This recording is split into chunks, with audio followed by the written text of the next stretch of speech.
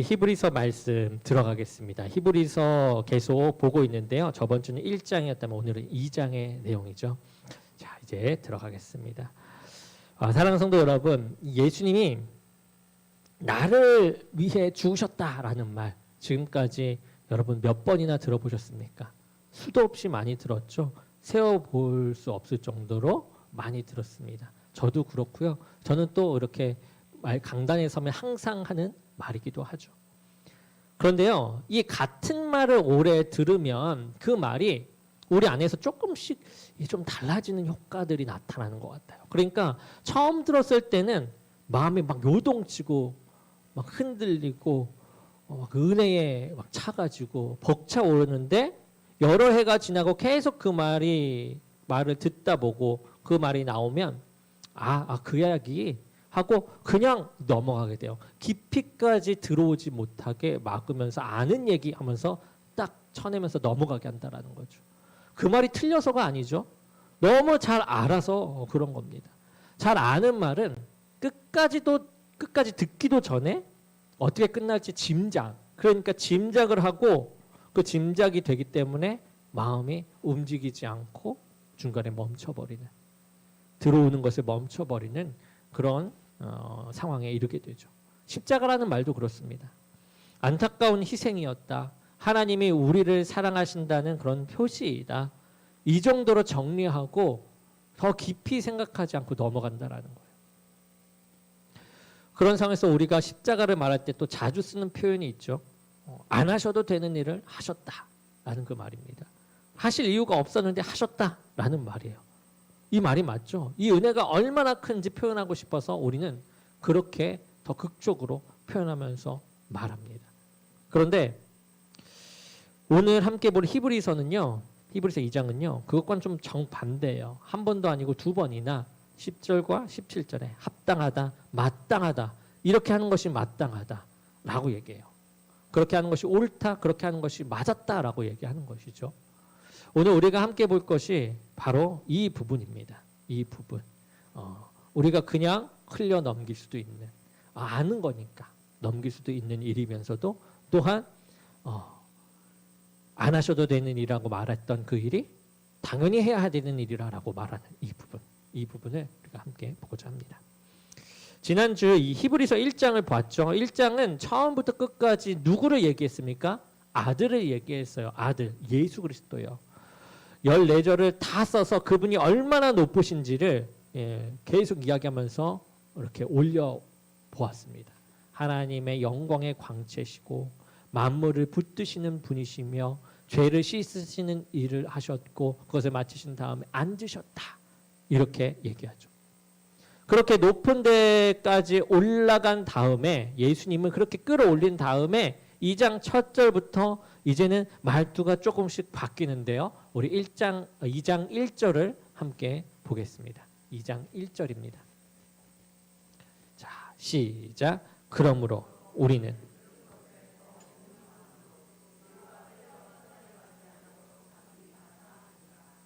아멘. 자, 1장에서는 계속 그가 아들 그렇게 얘기하고 있죠. 그가가 아들이었어요. 그런데 2장 1절은요. 우리는으로 시작합니다. 우리는. 이제 설명을 하던 사람이 이야기를 멈추고 앞에 앉은 사람들을 이제 불러 얘기하는 거죠. 우리는 하면서. 이제 여기 나오는 이제 유념하다라는 말이 있죠. 그리고 떠내려가다라는 말은요. 배를 다룰 때 쓰던 말입니다. 그러니까 유념하다라는 말을 배를 항구에 대는 일, 유념해서 돼야 된다. 이럴 때 쓰기도 하고 떠내려가다라는 말은 배가 항구로 그냥 지나쳐 흘러가는 모습을 그렇게 말하기도 하죠. 그러니까 이 경고는 배가 바위에 부딪혀 부서지는 이야기라기보다는 항구가 저기 보이는데 그대로 지나쳐 흘러간다라는 이야기예요. 그러니까 부서지는 쪽보다 여러분 지나치는 쪽이 더 무서운 건 아시죠? 부서지면 무섭게 보지만 지나가는 더 무서운 이유는 부서지면 뭐 때문에 그런지 알아요. 경각심을 갖습니다. 그러나 지나치면요 몰라요. 이거를 얘기해요. 그리고 이어서 3절이 이렇게 얘기합니다. 우리가 이같이 큰 구원을 등한시 여기면 그 큰 구원을 등한시 여기면 어찌 그 보응을 피하리요. 보응. 이 징계 관련된 내용들을 얘기하는데 여기 보면 이같이 큰 구원이라고 했어요. 크다고 말했으면 왜 큰지를 말해야 되잖아요. 그 큰 구원이 얼마나 큰지를 말해야 되는데 3절과 4절에 보면 이 설교자는 이 보응을 얘기했으면 이것을 이렇게 치유한 용서에 대해서 말할 것 같아요. 그런데 용서에 대해서 말하지 않고요. 그런 거를 하나하나 세면서 말하지 않고요. 누가 이 소식을 말했는지를 하나씩 세면서 말해요. 누가 말했는지 한 명 한 명씩 얘기한다는 거예요. 주님이 친히 말씀하셨고 그 말씀을 들은 사람들이 우리에게 전해줬고 하나님의 곁에서 함께 증언하셨다. 많은 증거들로 기적들로 증언하셨다. 이런 얘기들을 하고 있어요. 여기까지 이제 경고입니다. 경고. 그러면 그 다음에는 뭐가 나올 것 같아요? 경고. 너네가 이런 보응을 받았음에도 받아야 함에도 불구하고 큰 구원을 받았다라고 얘기했으면은 뭐가 나와야 될 것 같습니까? 권면이 나올 것 같잖아요. 그런데 그렇지가 않아요. 5절부터 18절 이 14절 동안 권면이 한마디도 없고요. 열심히 하라는 말도 없어요. 조심히 해야 될 것에 대한 나열도 없습니다. 14절 동안 예수님이 누구신지를 무엇을 하셨는지를 쓰고 있다라는 거예요. 그것이 오늘의 말씀입니다. 예수님이 왜 이런 일을 하셨는가. 그 14절이 3절의 답이기 때문에 그래요. 그 큰 구원이 왜 큰가 그것을 설명하고 있는 거죠. 자, 사랑하는 성도 여러분, 이 14절 안에 같은 뜻의 말이 두 번 나오죠. 앞에서 말한 것처럼 10절과 17절에 합당하다, 마땅하다. 우리 조금 전에 봤던 두 곳입니다. 오늘 우리가 함께 걸어갈 그 두 곳 사이를 이제 함께 걸어가고자 합니다. 자, 사랑하는 성도 여러분, 이제 5절 말씀부터 함께 볼 텐데요. 한번 보겠습니다. 5절 읽어보겠습니다. 시작. 하나님이 우리가 말하는 바 장차 올 세상을 천사들에게 복종하게 하심이니라. 아니라. 천사는 하나님의 심부름을 하는 영이죠. 이 사람 눈으로 보면 사람보다 훨씬 높아 보이는 존재가 천사입니다. 그런데 앞으로 올 세상은 그 천사들에게 맡기신 것이 아니라고 해요. 그러면 누구에게 맡기신 걸까요? 세상을 누구에게 복종시키려고 하는 거죠? 사람, 우리에게 복종시키려고 하는 거예요. 그래서 6절에서 시편 8편을 불러와요. 시편 8편을 불러옵니다. 자, 시편 8편은 예수님에 관한 노래가 아니라 사람에 관한 노래예요. 그래서 하나님이 세상을 지으시고 그 세상을 사람에게 맡겨 다스리게 하셨는데 다윗이 밤하늘을 올려다 보니까 그 일이 너무나도 놀라워가지고 부른 노래가 시편 8편인데 이 8편을 여기에 6절에 끌고 옵니다. 자, 그래서 6절 말씀을 보게 되면 그러나 누구인가가 어디에서 증언하여 이르되 이게 구약에서 끌고 왔다. 시편에서 끌고 왔다라는 거예요. 그 다음에 뭐라고 얘기하죠? 우리 함께 읽어보겠습니다. 사람이 시작. 사람이 무엇이기에 주께서 그를 생각하시며 인자가 무엇이기에 주께서 그를 돌보시나이까. 아멘. 그가 누굽니까? 사람이에요. 사람을 얘기하는 거예요. 저 큰 하늘을 지으시는 하나님이 이 작은 사람을 마음에 두셨다. 그리고 나서 이제 노래가 계속해서 이어지죠. 7절 읽어보겠습니다. 시작.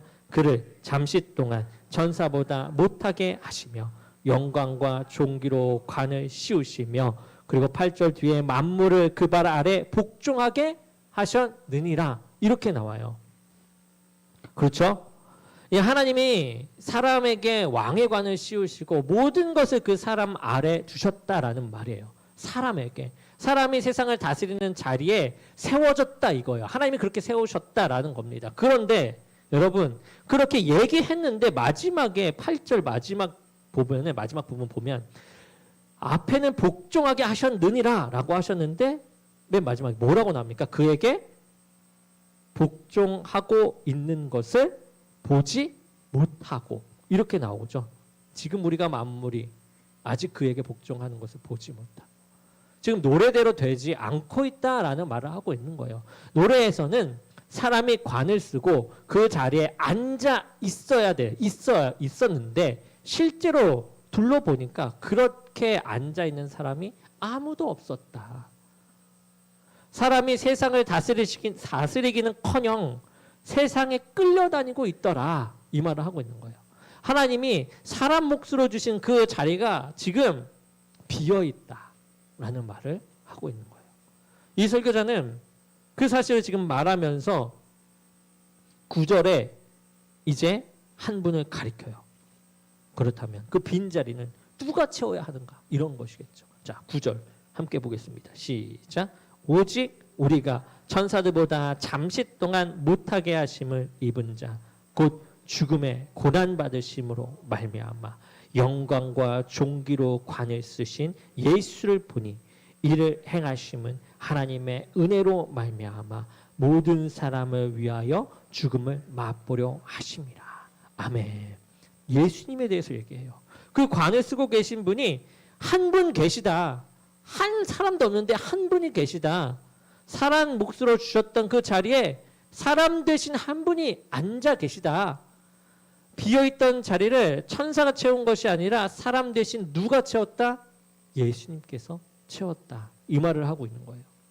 그런데 그 자리에 앉으시는 길이 뜻밖인데 관을 쓰신 분이라고 해놓고 그분을 뭐라고 얘기하냐? 관을 쓰신 분이라고 했는데 천사보다 못한 분이라고 소개해요. 정확하게 집어주셨어요. 맞아요. 지난주에 우리가 천사보다 훨씬 뛰어나다라고 얘기했던 분이 누구죠? 예수, 그분이었잖아요. 그런데 지금은 여기선 다르게 얘기하고 있는 거예요. 그리고 그렇게 못하게 되신 그 이유가 뭐 때문이다? 죽음의 고난 때문이다. 죽음의 고난을 겪으려고. 올라가서 관을 쓰신 것이 아니라요. 내려와서 관을 쓰셨다. 이거를 얘기하고 있어요. 그래서 그리고요. 여기 보면 잠시 동안이라는 말이 있어요. 우리말 성경이 그렇게 옮겨놓은 부분인데 낮아지신 것이 그분의 신분, 영원한 신분이 되었다라는 것이 아니죠. 낮은 자리에 잠깐 계셨다라는 것이에요. 그러니까 머무신 곳이 아니라 지나가시는 곳이었다라는 말입니다. 그리고 이 말은 우리에게도 그대로 같이 딸려오는 말이기도 해요. 지금 내가 앉아있는 이 자리가, 이 순간이 내가 누구인지를 정하는 것이 아니다. 그것을 얘기하고 있는 거죠. 자, 그러면 그분 혼자서 그렇게 관을 쓰고 그렇게 끝나는 것인가? 자, 10절에 이어서 말합니다. 그분이 많은 아들들을 이끌어서 영광에 들어가게 하신다. 이렇게 얘기하죠. 그러니까 혼자 앉으시는 것이 아니라 사람들을 데리고 그 영광의 그 자리에 같이 들어가겠다라는 거예요. 사람 몫으로 주어졌던 그 자리를 사람 대신 한 분이 먼저 차지하시고 그 자리에 앉으시고 그 다음에 사람들을 같이 끌고 데려가시겠다라는 거죠. 그리고 같은 10절에 뒷부분에 맨 마지막에 뭐라고 얘기합니까? 우리가 앞서 말했던 합당하도다라는 말이 나와요. 무엇이 합당하다는 것일까? 많은 아들들을 이끌어 영광에 들어가게 하시는 일에 그들의 구원자 창시자를 고난을 통하여 온전하게 하시는 것이 합당하다 이 말을 하고 있는 거예요. 예수님을 많은 사람들을 영광의 그 자리까지 이끌어 오는 일에 예수님을 그 다리로 세우시는 것이 합당하다라고 얘기했다라는 거예요. 여러분 이 문장 안에 우리가 두 가지를 한번 설명해 보면서 나가면 좋을 것 같은데 먼저 구원의 창시자예요. 창시자라고 하면 무엇을 처음 만든 사람처럼 보이죠. 맞아요. 그런데 여기서 쓰인 말은 조금 다른 부분이 앞서 걸어가서 길을 내고 뒤에 오는 사람들을 데리고 그 길을 함께 가는 사람. 그러니까 앞을 개척해서 가는 그런 느낌의 창시자예요. 앞에 그 길을 만드는. 그러니까 눈이 이제 예를 들어서 쉽게 설명하면 눈이 깊이 쌓인 산길을 맨 앞에서 밟고 가는 사람을 생각하시면 돼요. 그분이 예수님이신 거죠. 조금 전에 본 그림과 비슷해요. 먼저 관을 쓰시고 사람들을 데리고 가시는 그분. 그것을 말합니다. 다음은 온전하게 하심이에요.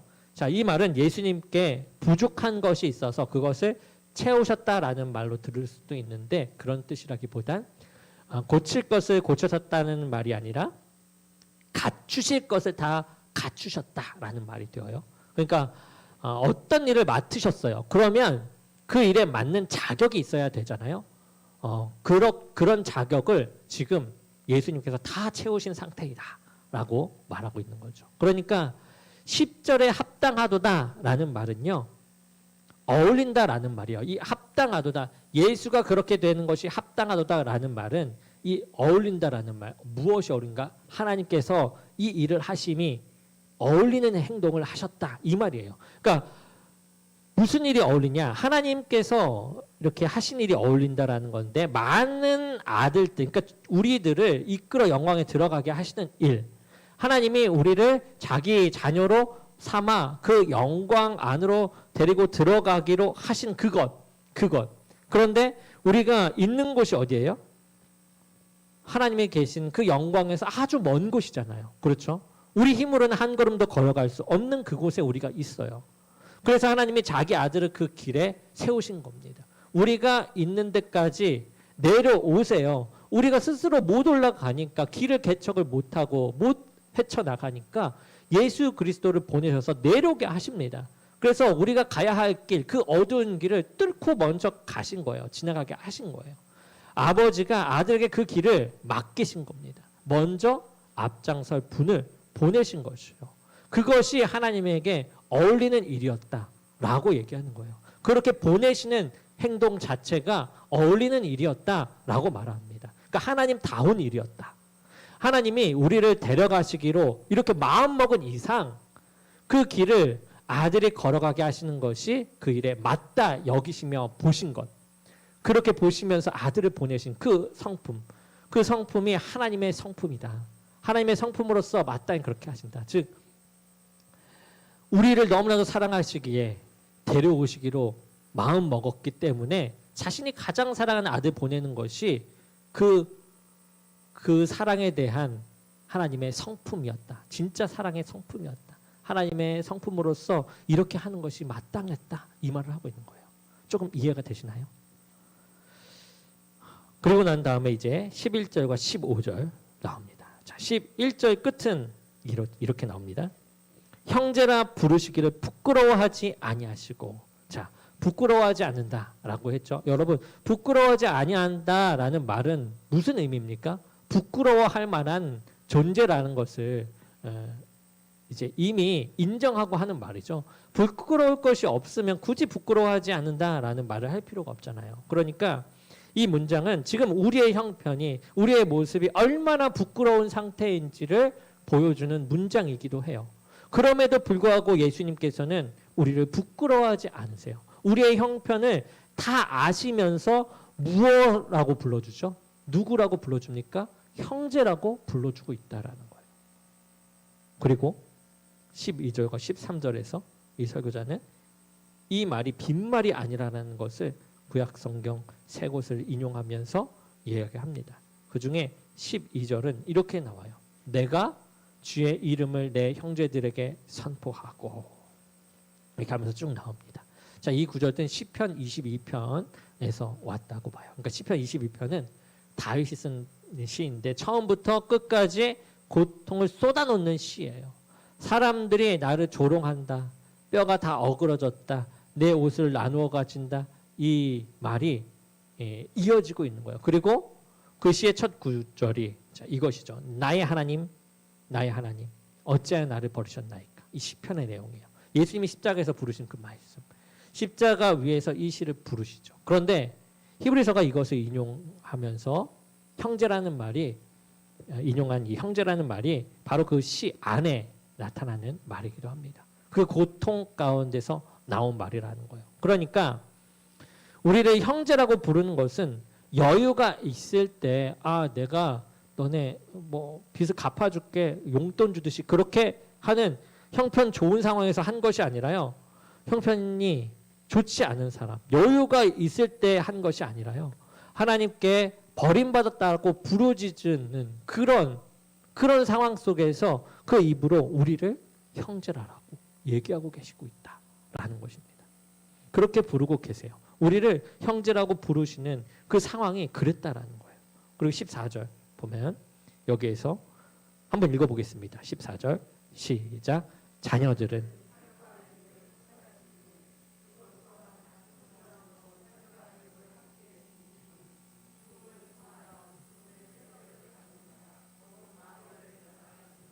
아멘. 자, 혈과 육은 피와 살이죠. 그러니까 죽을 수 있는 몸을 가졌다. 우리가 그런 몸을 가지고 있으니 그분도 같은 몸을 가지셨다라고 얘기해요. 그런데 왜 그러셔야 했는가? 그 이유가 바로 뒤에 이어져요. 뭐라고 얘기합니까? 죽음을 통하여 죽음의 세력을 잡은 자, 곧 누구를 멸하려고? 마귀를 멸하시며. 이렇게 얘기해요. 여러분, 죽으시려고 그러셨다라는 거예요. 죽으시려고. 이게 육신의 몸을 입은 이유가 죽으시려고. 하나님은요, 죽으실 수 없어요. 죽으려면 죽을 수 있는 몸이 있어야겠죠. 그래서 우리와 같은 몸을 가지십니다. 여기서 마귀가 나오는데, 마귀가 사람을 붙잡아 두는데 쓰는 무기가 무엇이냐면요, 이 죽음이라는 거예요. 이 죽음을 무기라고 부르고 있는 겁니다. 여러분, 무기라는 말이 잘 와닿지 않을 수도 있어요. 자, 그러면 이렇게 생각해 보면 좋을 것 같아요. 죽음을 무기로 어떻게 쓰는가, 마귀가. 자, 사람 손에 칼이 들려 있다고 생각해 봅시다. 이 칼을 들면 그 사람이 딱 칼을 들고 여러분한테 제가 이렇게 딱 다가가면 제가 말한 대로 시키는 대로 하겠죠, 여러분. 무서우니까 죽을지도 모르잖아요. 안 그럴까요? 저는 그럴 것 같아요. 예, 칼을 찌르지 않아도 어떻게 할지 모르기 때문에 들고만 있어도 우리가 그 말을 따르겠죠. 마귀가 이 죽음이라는 것을 그렇게 쓰는 거예요. 우리가 죽여서 잡는, 우리를 죽여서 우리를 잡는 것이 아니라 죽음을 무서워하게 만들어서 우리를 잡아 끄는 것. 그게 마귀의 행동입니다. 무기를 쓰는 방식이에요. 죽음이라는 무기를. 그런데 예수님이 그 죽음 안으로 들어가세요. 그리고 그 안에서 다시 나오십니다. 죽으셨다가 살아나신 것이죠.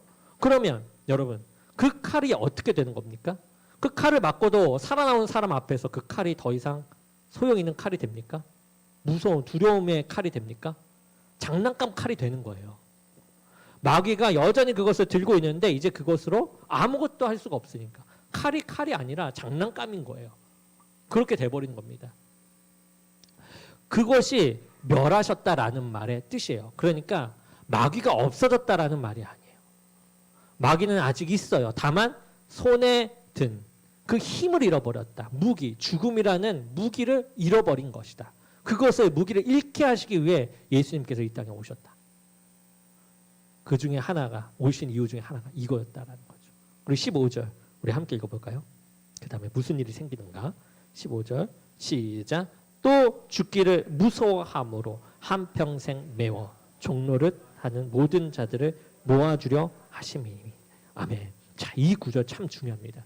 자, 여기서 죽을 때 무서워하는 사람들이라고 하지 않아요? 한평생 매어 산다라고 얘기해요. 그러니까 이 죽음이라는 무기 가운데 우리가 매어 사는 부분들이 이렇게 쭉 나열되어 있어요. 이게 죽음의 두려움은 죽음을 생각할 때, 진짜 맞닥뜨려진 죽음을 생각할 때만 나오는 것이 아니라 죽음과 연관되는 것들, 평소에 죽음과 연관되는 것들을 생각할 때 우리가 그 두려움을 느낀다라는 거예요. 다른 얼굴을 하고 우리 하루하루에 들어온다라는 거죠. 뭐죠? 가진 것을 놓지 못하게 되는 상황. 놓치면 어떻게 돼요? 큰일 날 것 같거든요. 거울 앞에서 흰머리가 보여요. 마음이 내려앉죠. 그리고 병원에 검사를 맡아요. 검사 결과까지 며칠 남았습니다. 그러면 그 며칠 동안 밤에 잠을 못 이루죠.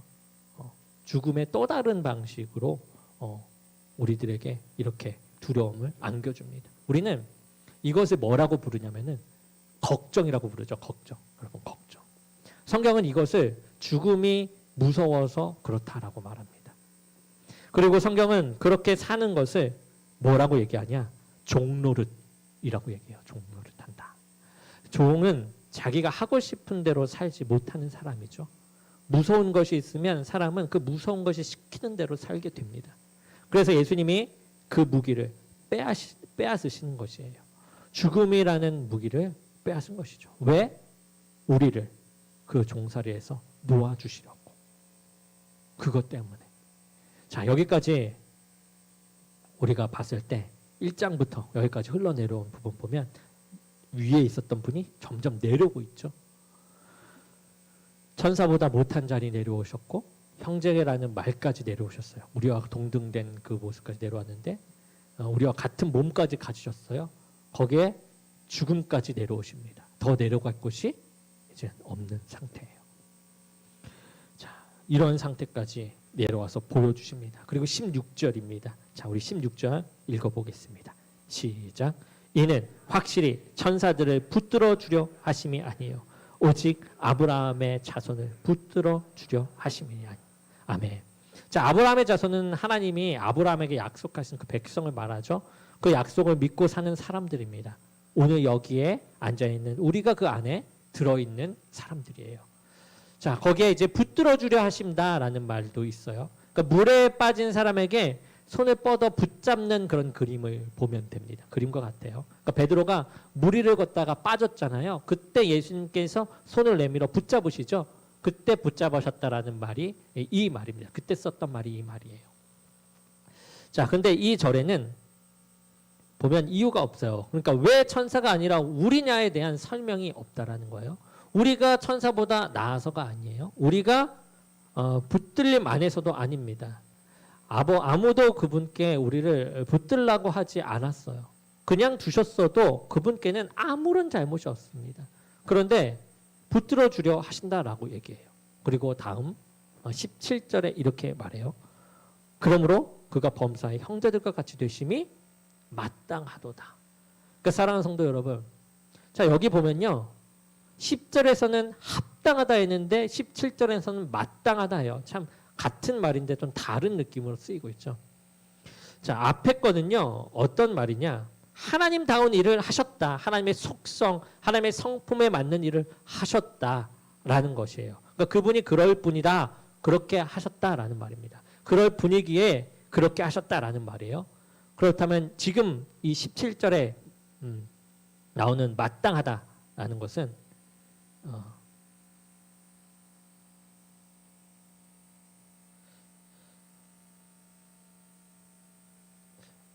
그 말은 빚진 사람이 갚아야 한다고 할 때 쓰이는 말. 빚진 사람이 갚아야 한다. 그러니까 뭐냐? 갚는 것은 하지 않으면 안 되는 일이죠. 하지 않으면 안 되는 일을 뜻하는 마땅하다의 뜻이에요. 자, 그러니까 첫 번째 자리에서는 하나님다운 일이었어요. 두 번째는 하지 않으면 안 되는 일이 되었다라는 거예요. 마땅하다는 이제 내가 그 일을 하지 않으면 안 된다. 이 말을 지금 못 받고 있는 겁니다. 그 사이에 무슨 일이 있었기에 이런 말이 있으냐? 바로 16절, 아주 16절 보면 이 맨 뒤에 뭐 하려고 하셨기 때문에? 붙들기로 하셨기 때문에. 우리를 붙들기로 하셨기 때문에. 그러니까 남의 빚에 보증을 서달라는 부탁을 우리가 받았다라고 생각해 볼게요.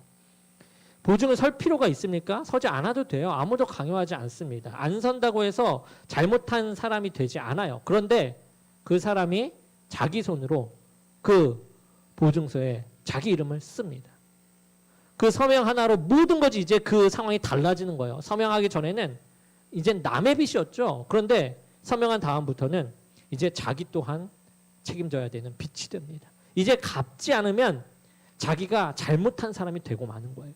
아무도 시키지 않았는데 자기가 이름을 그 순간부터 갚는 것이 하지 않으면 안 되는 일이 되고 만 거죠.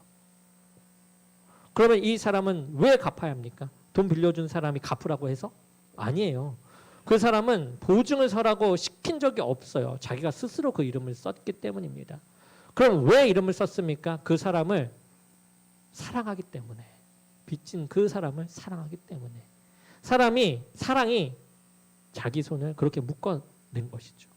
사랑하지 않으면 이름을 쓰지 않았을 것이고 이름을 쓰지 않으면 갚을 일도 없었을 것이에요. 사랑해서 이름을 썼고 이름을 쓴 순간부터 자기 손이 이렇게 묶입니다. 그러니까 16절에 나오는 붙들어 주려 합니다. 이 말은 서명이에요.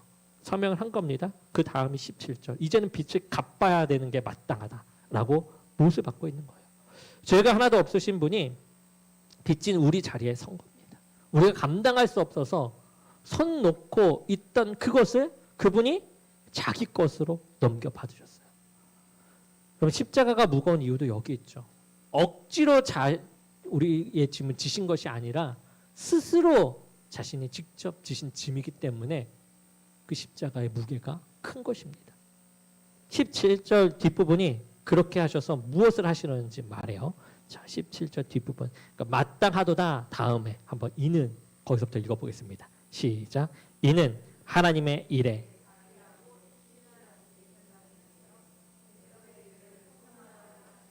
아멘. 여기서 대제사장이라는 말이 나오죠.